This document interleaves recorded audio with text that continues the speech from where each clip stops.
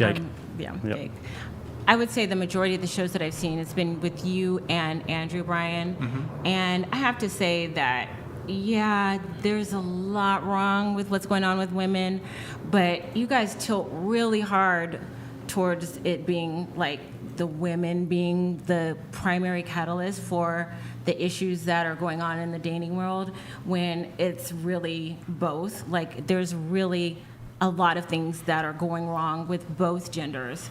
And like, just blaming, pointing fingers, it's just boring, you know? Like, let's just figure it out. You want to take this?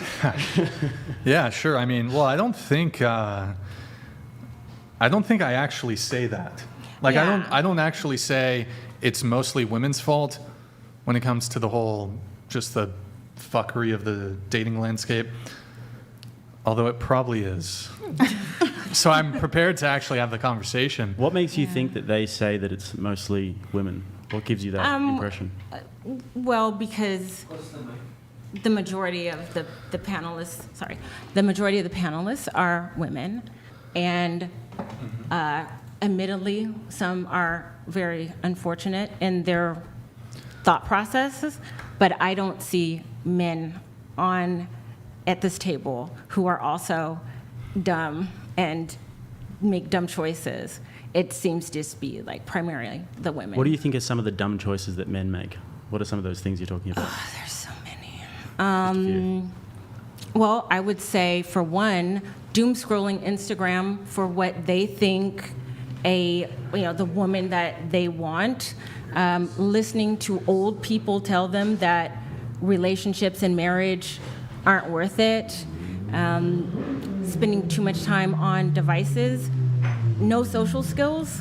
Not being able to communicate, read body language, actually interact. And I think certain antiquated ideas about how this whole thing works with couples. Like, I think that there's a lot of, I don't know, on both sides, there's just some really outrageous expectations that I think So just we need quickly, to bring down to with the the first reality. few, you've got doom scrolling, you've got unable to communicate, read body language, these sorts of things. When do the people on this show espouse those sorts of behaviours, that they're correct? No, I'm not. That's not what you asked me. You asked me what are some of the problems the men are having. Yeah, but then- I'm making a bigger point. You said that they're primarily blaming women, which No. would mean that they're enabling the bad behaviour of men. At which point have they enabled bad behaviour of men or encouraged it? It's more of like an example, like exemplary, so it's implied. So there's things that are actually said, and then there's things that are implied.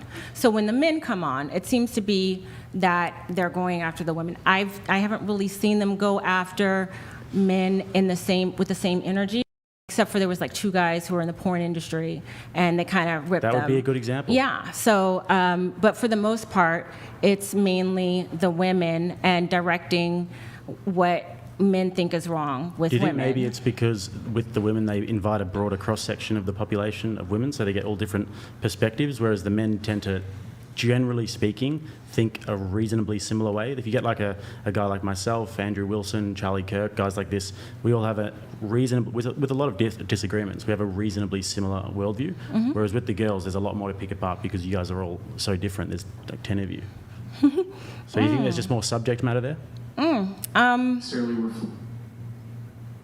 don't know. I never thought about that. Yeah, because, I mean, there are a lot of issues with guys. With guys, one of the biggest issues is porn, overconsumption of internet porn, and like you said, doom scrolling, lack of motivation, ambition. But, there's a lot of societal factors that encourage this. There's also a lot with women, but I think it's just brought to the forefront more because there's so many of you. So you're saying that like more men are suffering from these things, so it's like pretty much the same. But wouldn't it be kind of interesting and good if more men would come to podcasts like this and express what their frustrations generally are to an actual speaking, woman? men in their own social circles like hash these things out with each other. There's not really much of a need for it because the world tells us these sorts of things. If Brian was doing something absurd, I'd just tell him, hey Brian, you're doing something crazy. But generally with women, I think you guys tend to be much less accountable to each other and to yourselves. Like we see women who will say, I'm a 10, I'm a 10, I'm a 10, I'm the best thing since sliced bread. But with guys, we just don't act like that because we really can't afford to, or else the world would just punch us in the face. So men are conditioned to not have confidence? That's not confidence, that's delusion. If it's false, what you're saying, then it's delusion. Okay. It's a bit different because, like guys, like my closest friends are my two brothers, and the level of competitiveness that we have with each other is, you guys would probably cry if you heard some of the conversations that we had with each other, because it's just so honest and accountable. So I can't really get away with it. I have 2 older brothers, and Yeah. even though I am a woman, I do understand. Yeah, 100%. But there's certain, and also just in, this is something that Jordan Peterson says a lot, if you guys ever listen to him, that men tend to operate within a structure where there's physical consequences if it gets to a certain point. So if I say something to a guy, it can escalate to a point where there's going to be physical consequences. So generally we tend to regulate our relationships, which regulates ourselves and our level of delusion and how rude we can be, etc. But women, unfortunately, don't really have the same thing.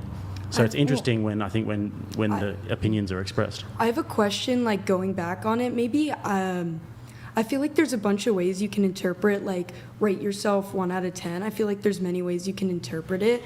And, there's a way, what do you think, like walking down the street, like what would you view me as versus like what do I see myself as? Because I would rate myself like higher because I have confidence within myself to dress how I want. I'm growing with my career. Like I do those things. So I view myself as like I'm expressing how I'd like to.